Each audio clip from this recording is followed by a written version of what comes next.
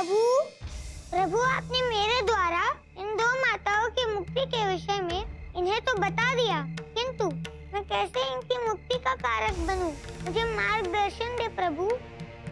प्रभु शिव के श्रावण के सोमवारों का व्रत सभी कष्टों का निवारण करता है। इन्हें बचे हुए व्रत पूर्ण मनोयोग से करने हेतु कहिए। जो आज्ञा प्रभु। मेरे प्रभु राम ने मुझे आप दोनों की मुक्ति का मार्ग बता दिया है। आप दोनों श्रावण मार्ग के बचे हुए 3 व्रत कीजिए। आप दोनों की मुक्ति का केवल यही मार्ग है। धन्यवाद हनुमान, आपका कोटि कोटि धन्यवाद। अब आप दोनों मुझे एक वचन दीजिए कि आप दोनों कभी भी किसी को नहीं सताएंगी और ना ही किसी के प्राण लेंगी। हमारी सारी शक्ति हमारे केश और हमारे नख में थी हनुमान। जब वही नहीं रहे, बस 2 क्रूर स्त्रियों से अधिक हमारे पास और कुछ नहीं है। हे प्रभु शिव, ये दोनों स्त्रियां अब आपके शरण में आ रही है। इन दोनों पर अपनी कृपा कीजिए। आप पर हमने मार्ग वार किए, किंतु आप हमारी सहायता कर रहे हैं और प्रभु से हमारे लिए प्रार्थना भी कर रहे हैं।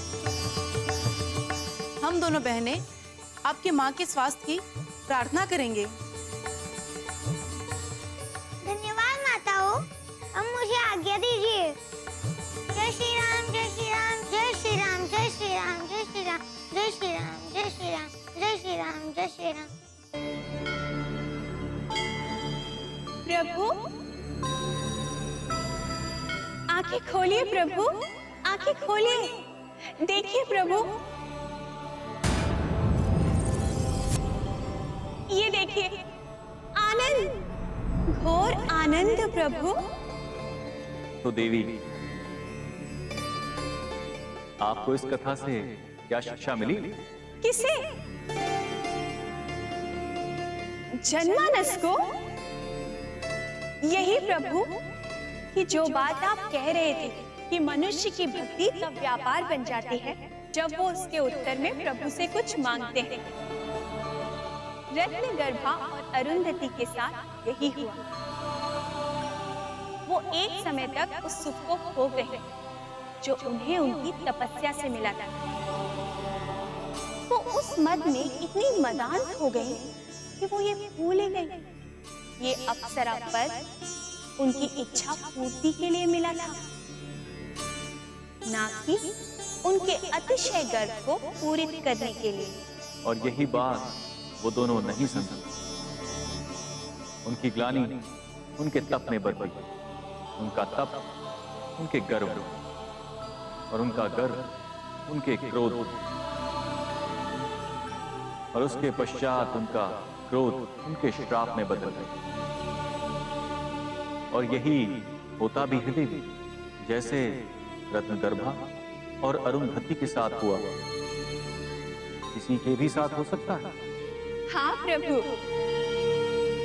किंतु अंत भला तो सब भला। डकनी और शकिनी बनी रत्नगर्भा और अरुंधति अब आपकी स्तुति कर रही है, और श्रावण मास के अंत तक वो समस्त पापों से मुक्त हो जाएंगी। अस्तु देवी, यदि आपकी यही इच्छा है तो ऐसा ही होगा। इन दोनों को भी उनके पापों से मुक्ति मिल जाएगी।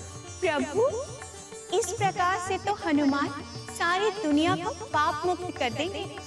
नहीं देवी, केवल जितने पापी उन्हें इस समय मिल पाएंगे, केवल वही इस समय का सदुपयोग कर पाएंगे, बाकी नहीं। परंतु प्रभु, मुझे बहुत अच्छा लग रहा है ये देखकर और जानकर कि हनुमान परीक्षा तो दे रहे हैं, साथ ही सबकी सहायता भी कर रहे हैं। देवी, अभी उनकी और भी बहुत सी परीक्षाएं शेष। और भिन्न परीक्षाएं प्रभु? जी देवी, हनुमान की इस परीक्षा का महात्म चरण तो अभी आरंभ होना है। प्रभु, मैं इस प्रसंग से अवश्य कुछ शिक्षा ग्रहण।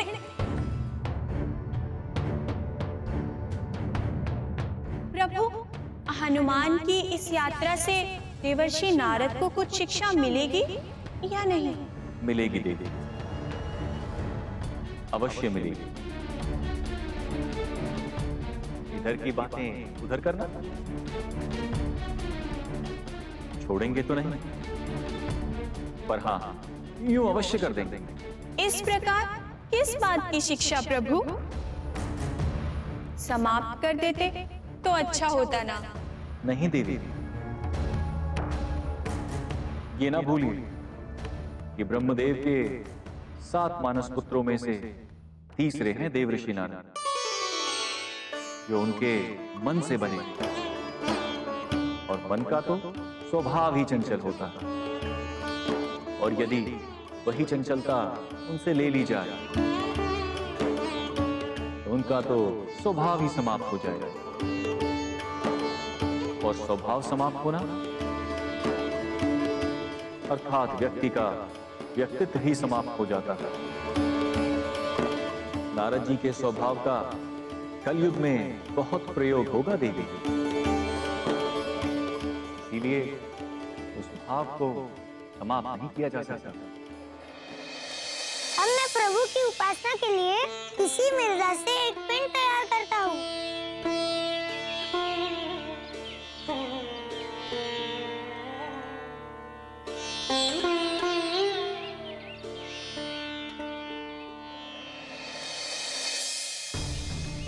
किंतु ध्यान में जाने से पूर्व मैं शक्ति चक्र का निर्माण कर लेता हूँ, ताकि कोई वन में जीव मुझे पुनः दिख न करे।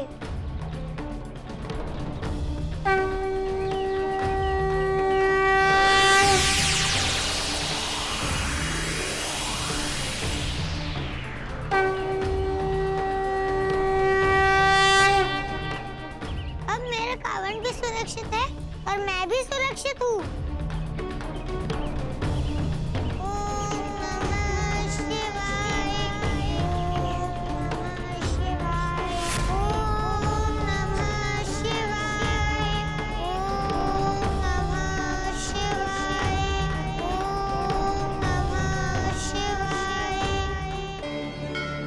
प्रभु, इस बार मेरी विनती स्वीकार कर ले। इस बार हनुमान की यात्रा में विघ्न डालने ना ही कोई सर पाए, ना ही कोई जीव। देवी, यह आवश्यक तो नहीं कि वन में केवल यही सजीव रहते जिन्हें हनुमान के इस प्रकार वन में रहने से आपत्ति हो सकती है। ऐसा कौन है प्रभु जिसे प्रभु का नाम लेने वाले से आपत्ति हो सकती है? देवी, आपत्ति प्रभु का नाम लेने में नहीं, यदि आपत्ति है तो बिना आज्ञा ना लें। आज्ञा लेकर? वो कैसे प्रभु?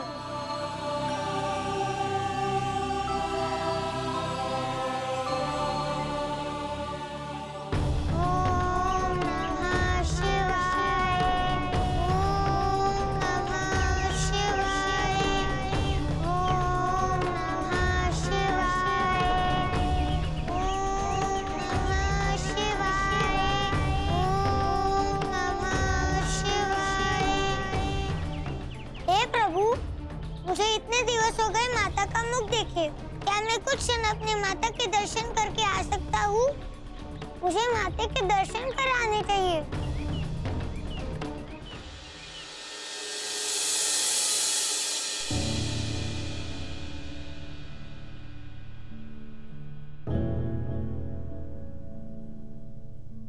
महाराज, गुरुवर ने ये एक अंतिम उपाय बताया है। क्या उपाय हो? महाराज, यदि ये प्रयास कार्य कर गया तो महारानी की स्थिति यथास्थिति रहेगी और अधिक नष्ट नहीं होगी। क्या सुधार नहीं होगा? वो तो धन्वंतरी जी द्वारा बताई गई औषधि के द्वारा ही होगा। तो आप प्रयोग कीजिए, नवीन प्रयोग कीजिए। आप ये लीजिए, लेप आप ही कीजिए।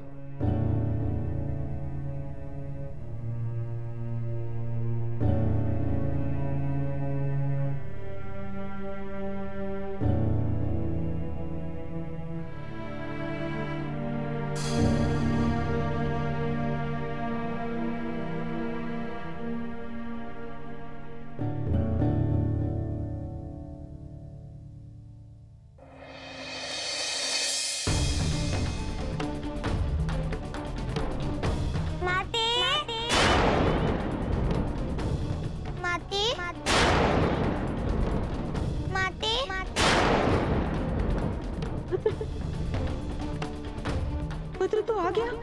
माते आप मेरा कहा नहीं मान रही है ना? तुझे कष्ट हो और मैं शांत रहूं, ऐसा कैसे हो सकता है पुत्र? मेरे आने तक आपको धैर्य रखना होगा। यदि आपको कुछ हो गया तो मैं स्वयं को कभी क्षमा नहीं कर सकूंगा। मैं प्रयास करूंगी पुत्र। क्या हुआ पुत्र? मुझे ऐसा प्रतीत हुआ जैसे किसी ने मेरे देह को। तू अपनी देह में लौटा पुत्र, तू अपनी देह में लौटा। यदि तुझे कुछ हो गया पुत्र, मैं स्वयं को क्षमा नहीं कर पाऊंगी। तू लौट जा पुत्र, मैं ठीक रहूंगी। मैं वचन देती हूँ पुत्र, मैं वचन देती हूँ।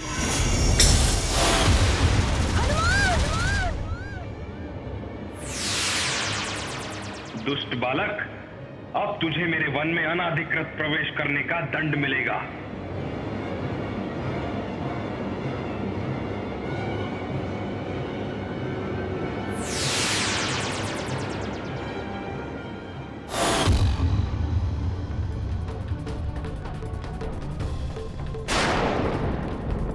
कहाँ गई मेरी कावड़?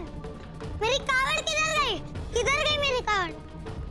हे प्रभु, मेरी कावड़ कहाँ चली गई? ये क्या हो रहा है मेरे साथ? हे प्रभु, मेरी सहायता कीजिए। मेरी कावड़ किधर गई? देख लीजिए देवी, हमें आपसे कहा था ना, हनुमान को केवल अपनी यात्रा के विषय में सोचना चाहिए, न कि बार बार अपनी माता के विषय में सोचकर अपने लिए नवीन संकट उत्पन्न करने चाहिए। प्रभु, मैं आपसे सहमत नहीं। एक बेटा अपनी माँ की चिंता न करे, ऐसा कैसे हो सकता है? और हनुमान की यात्रा का उद्देश्य उनकी माँ के स्वास्थ्य को पुनः प्राप्त करना है। और स्वामी, मुझे नहीं लगता कि यदि हनुमान अपने मानस रूप में अपनी माँ से मिलने जाते हैं तो यह अनुचित है। किंतु देवी, इससे तो उनकी यात्रा में केवल व्यवधान ही आ रहे हैं। मैं आपसे सहमत नहीं। एक बेटा अपनी माँ की चिंता न करे, ऐसा कैसे हो सकता है? और हनुमान की यात्रा का उद्देश्य उनकी माँ के स्वास्थ्य को पुनः प्राप्त करना है। और स्वामी, मुझे नहीं लगता कि यदि हनुमान अपने मानस रूप में अपनी माँ से मिलने जाते हैं तो यह अनुचित है। किंतु देवी, इससे तो उनकी यात्रा में केवल व्यवधान ही आ रहे हैं। उनके लिए इस यात्रा को पूर्ण करना ही उनका उच्चतम विधान होना चाहिए। प्रभु, हनुमान की यात्रा ही प्रेम के कारण आरंभ हुई थी, इसीलिए प्रेम ही सबसे उच्च होता है। आप समझ नहीं रही हैं देवी।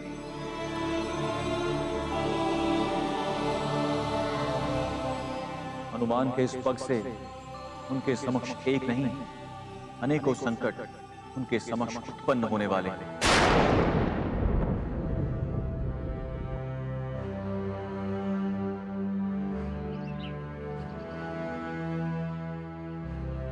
कहाँ गई मेरी कावड़?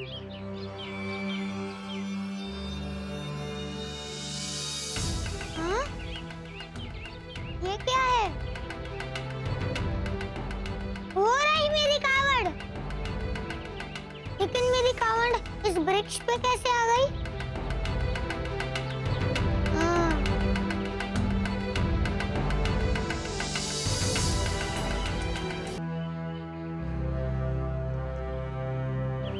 कहाँ गई मेरी कावड़?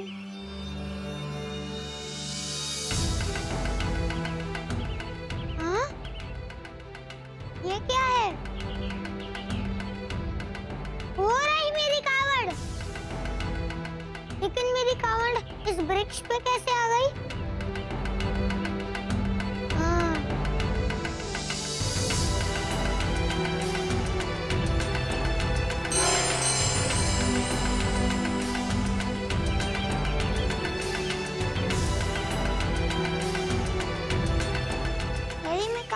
पास जाऊंगा तो शक्ति धारक को ज्ञात हो जाएगा और वो फिर से मेरी कावड़ इधर उधर कर देंगे। इस बार मैं कुछ और करता हूँ।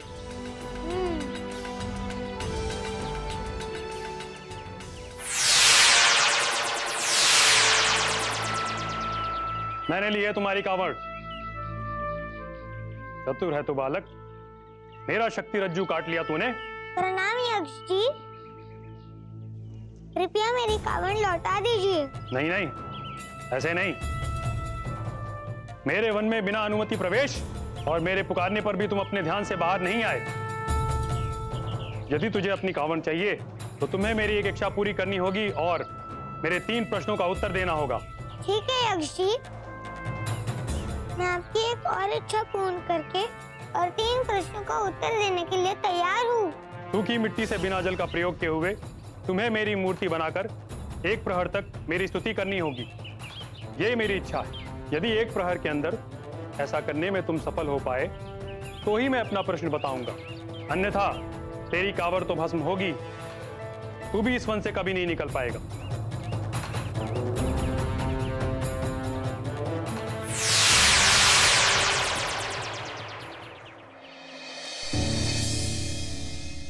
ऐसी मूसलाधार वर्षा के बाद सूखी मृदा कहाँ मिलेगी प्रभु? ये तो सरासर अन्याय है प्रभु। यक्ष ऐसा बंधन डालकर क्या साबित करना चाहते हैं? बात तो आपकी सच है देवी, और हनुमान की भी यही समस्या है।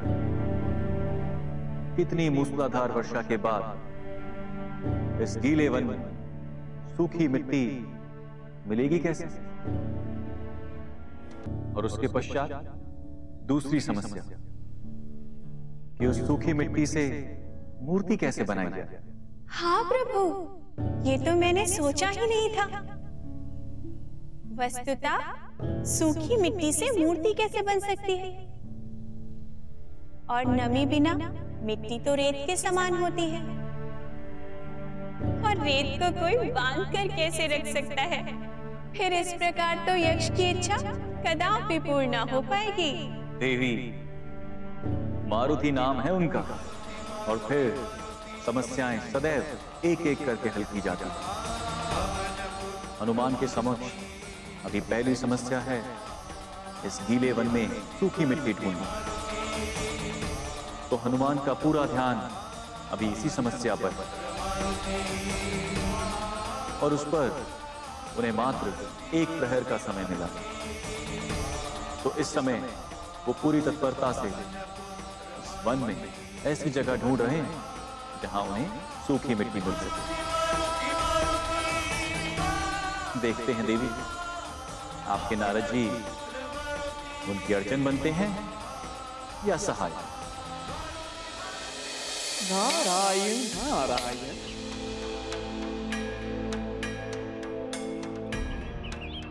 प्रभु शिव ने मुझे फिर से आदेश दिया,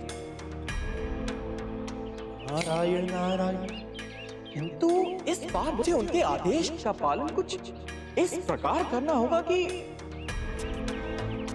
प्रभु की इच्छा भी पूर्ण हो जाए और हनुमान की सहायता भी हो जाए। किंतु प्रभु को यह ना पता चले कि मैं हनुमान की सहायता कर रहा हूं। हाँ, नारायण नारायण, किंतु मैं करूं क्या? नारायण नारायण।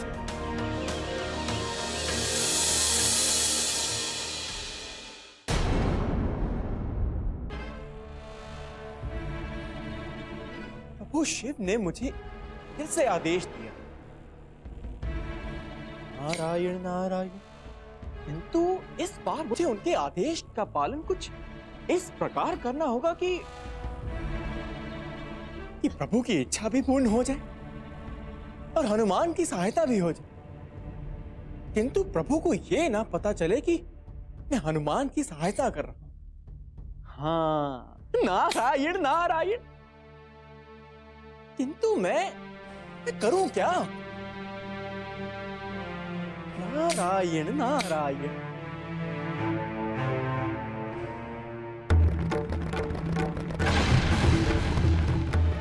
त्राहिमाम प्रभु, त्राहिमाम। किधर गया मेरा कावड़? मेरा कावड़ किधर गया? देव ऋषि, आप इस वन में और इतना अस्वस्थ क्यों है? हनुमान, हनुमान आप मेरी छोड़िए, आप यहाँ से जाइए हनुमान, आप यहाँ से जाइए। रुकिए देव ऋषि, आप देव ऋषि हैं और आपको डरने की आवश्यकता नहीं है।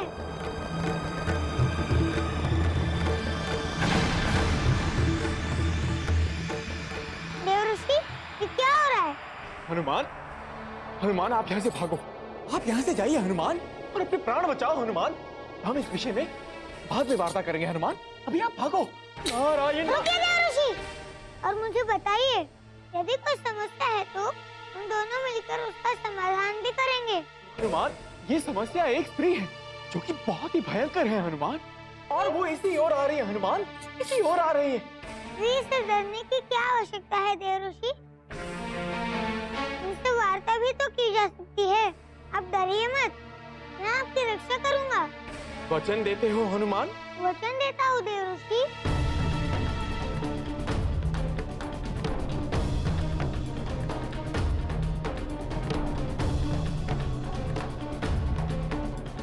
ये सब क्या हो रहा है देव ऋषि? हनुमान, अब आप जाइएगा मत हनुमान, आप कृपया भागिएगा मत। ये वही समस्या है जिससे मैं भाग रहा था हनुमान। नारायण नारायण।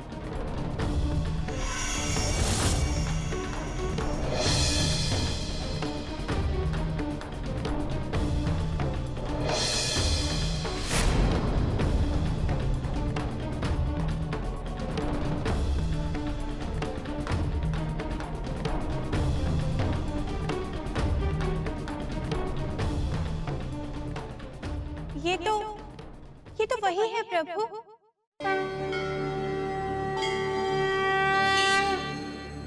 हाँ देवी, ये वही उज्ज्वला, मेरे भक्त नीरज की पत्नी। हाँ प्रभु, मुझे याद है। इसकी कामुकता से त्रस्त होकर इसके पति ने इसे श्राप दिया था, ये जिस भी व्यक्ति या वस्तु को छुए वो नष्ट हो जाएगा। हाँ देवी, नीरज के श्राप के फलस्वरूप इसे अपनी कोई स्मृति नहीं और अपनी कामेच्छा से वशीभूत होकर यह अभी भी जगह जगह भटक रही है, किंतु इसके स्पर्श मात्र से सब कुछ नष्ट हो जाता है। इसीलिए इसकी इच्छा अब भी वैसी की वैसी है और इसका श्राप। हाँ प्रभु, मुझे याद है, वो 4 वर्ष पहले का सोमवार। प्रिय, आज तुम भी मेरे साथ पूजा कर।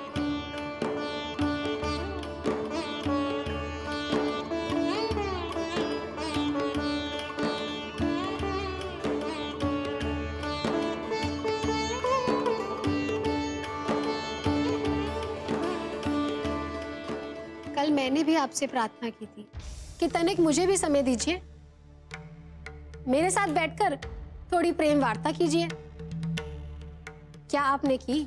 प्रिय, मैं तो प्रभु भक्त हूं। जब आपको संत जीवन ही जीना था तो मेरे साथ विवाह क्यों किया?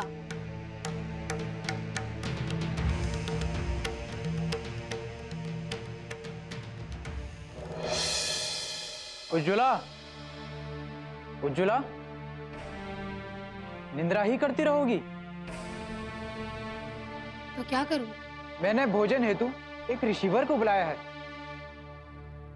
उनके लिए भोजन तैयार नहीं करोगी? मैं आपकी इच्छा पूरी क्यों करूं, जब आप मेरी इच्छा पूर्ण नहीं कर सकते? देखो उज्ज्वला, मैं तुमसे कितनी बार कह चुका हूं, मैं संतान प्राप्ति के लिए भी कामदेव के समक्ष नहीं जाऊंगा। किंतु मुझे संतान चाहिए। यदि आप नहीं दे सकते तो किसके पास जाऊं? किसी के पास भी जाओ, पर आज के बाद मुझसे इस विषय में बात नहीं होगी।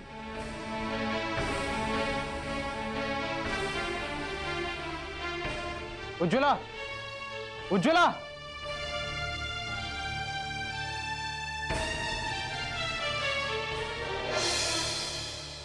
हम एक यज्ञ करेंगे। उसका प्रसाद वितरण होते ही आपकी ख्याति चहुं ओर फैलेगी। ये तो बहुत ही उत्तम उपाय है ऋषिवर।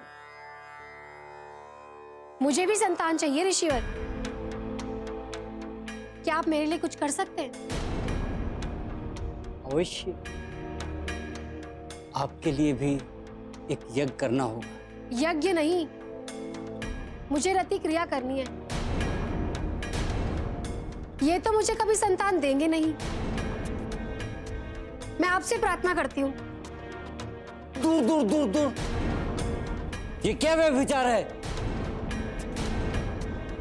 नीरज, अपनी पत्नी को समझाओ। ये क्या समझाएंगे? इन्होंने तो आज्ञा दी है मुझे। मैंने तुम्हें क्रोध में आकर ऐसा कहा और तुम निकृष्ट कार्य को करने के लिए तैयार भी हो गई। पति होकर पति धर्म का पालन ना करने वाले के साथ और क्या करूं मैं? ऋषिवर, आप मेरा गर्भाधान कीजिए।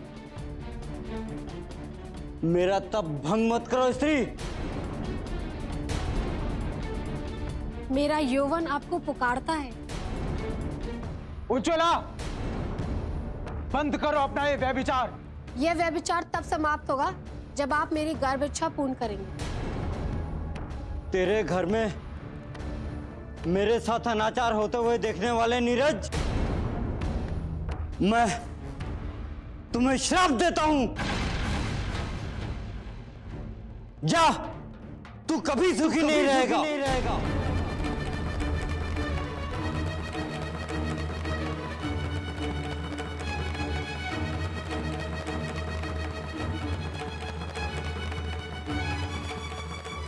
मेरे जीवन को नष्ट कर देने वाली कामुक और व्यभिचारिणी स्त्री,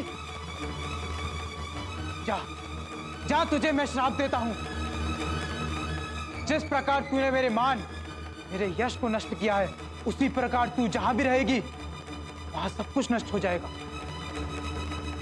तेरी ये कमानगी ऐसे ही चलती रहेगी। आज से तेरी सभी स्मृति लूप हो।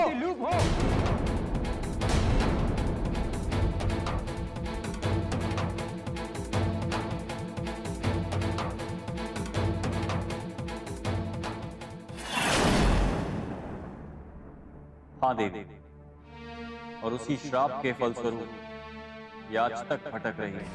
हाँ प्रभु, किंतु अब हनुमान क्या करेंगे? उन्हें न केवल स्वयं को उज्ज्वला के स्पर्श से बचाना होगा, अपितु नारद जी की भी रक्षा करनी होगी। ऐ बालक, दूर रहे इस पुरुष से और इसे मेरे पास आने दे। नारायण नारायण। हे प्रभु, ये क्या समस्या है आपके भक्त के साथ? प्रभु, यदि आप चाहें तो मैं आज के बाद लोगों की चुगली करना भी छोड़ दूंगा प्रभु। तो मुझे इस बला से बचाइए प्रभु, मुझे इस बला से बचाइए।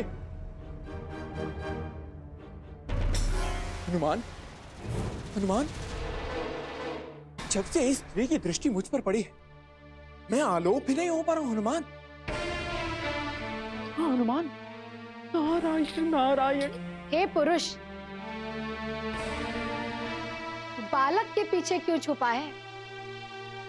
मेरे समीप आ। जाने दे। दूर हट, अन्यथा अकारण मृत्यु को प्राप्त हो जाएगा।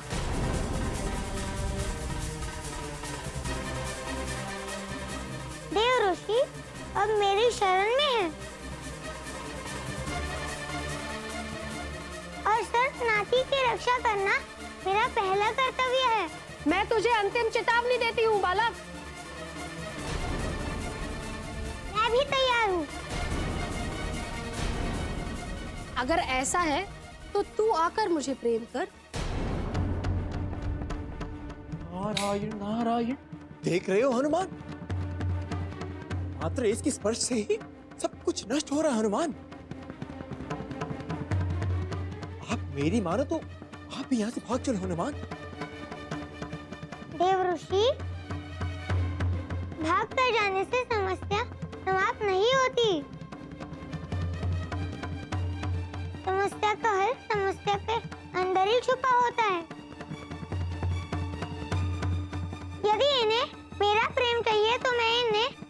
प्रेम अवश्य दूंगा। आपको मेरा प्रेम चाहिए ना? मैं आपको प्रेम करने के लिए तैयार हूँ, पर आपको देवऋषि को छोड़ना होगा।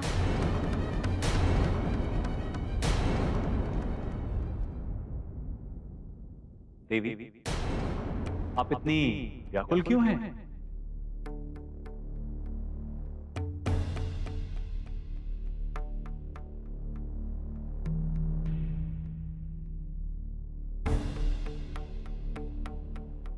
स्वामी, ये किस प्रकार की बात कर रहे हैं उज्ज्वला?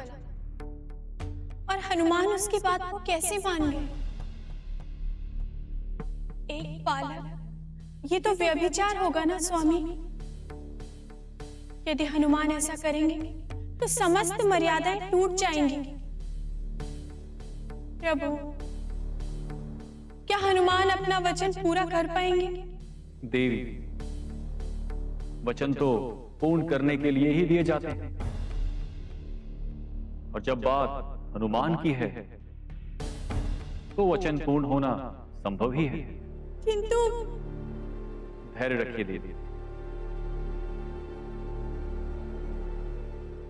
आपके मन में उठ रहे सभी प्रश्नों के उत्तर आपको शीघ्र और अवश्य मिलेंगे।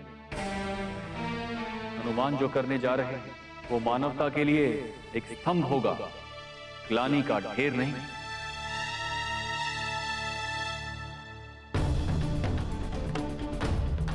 हे प्रभु राम, मैं जो करने जा रहा हूँ उसका जो भी परिणाम हो मुझे स्वीकार है, किंतु यदि मेरी यात्रा अधूरी रह जाए तो मेरी माता को कुछ ना हो, उनका ध्यान आप रखिएगा।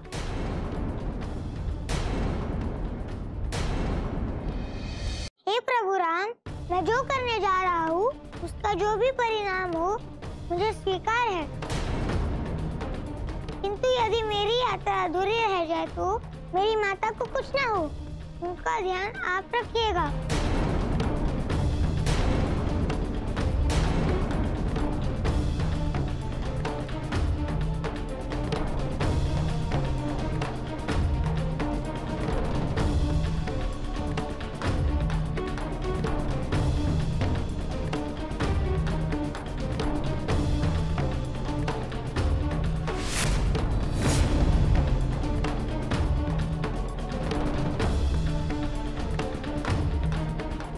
ये क्या कर रहा है मूर्ख? आपके पैरों में कितने धूल और कंटक खड़े हैं, वही साफ कर रहा हूँ। मैंने तुझे प्रेम करने के लिए आमंत्रण दिया था। आपको प्रेम ही तो कर रहा हूँ माते। और पुत्र का स्थान सदा माता के चरणों में ही होता है। मैं आपके पुत्र समान हूँ। आपके चरणों में कांटे धूल कैसे देख सकता हूँ? इसीलिए मैं उन्हें साफ कर रहा हूँ। मेरे साथ ही टोली करता है, नष्ट हो जा तू भी।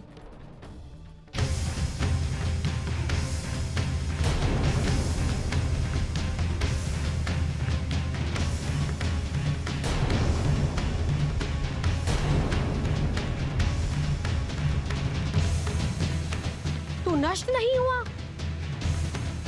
ये क्या हो गया?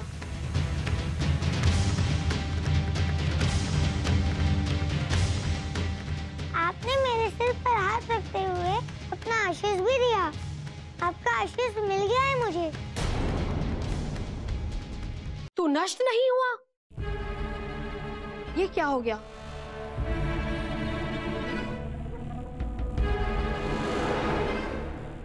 आपने मेरे सिर पर हाथ रखते हुए अपना आशीष भी दिया। आपका आशीष मिल गया है मुझे। अब मैं धन्य हो गया हूँ।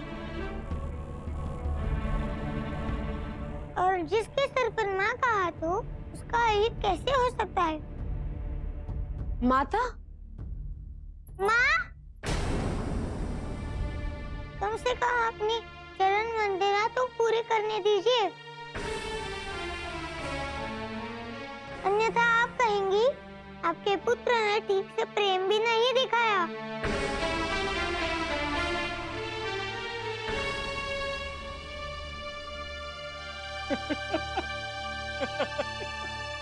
नारायण नारायण।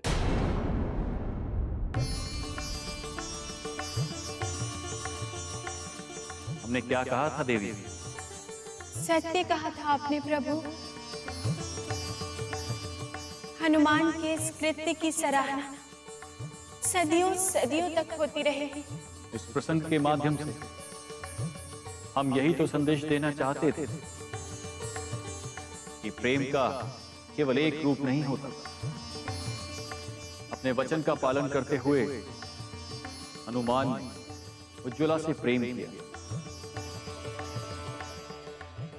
किंतु अपनी माता की भांति।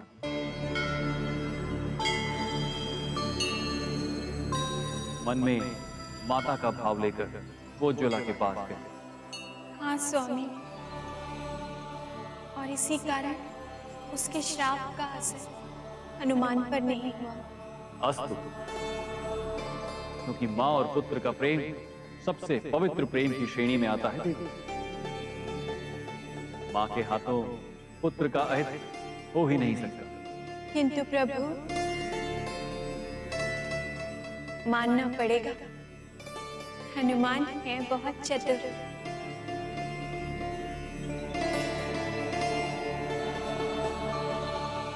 किंतु अभी उनकी समस्याएं कम नहीं हुई हैं देवी।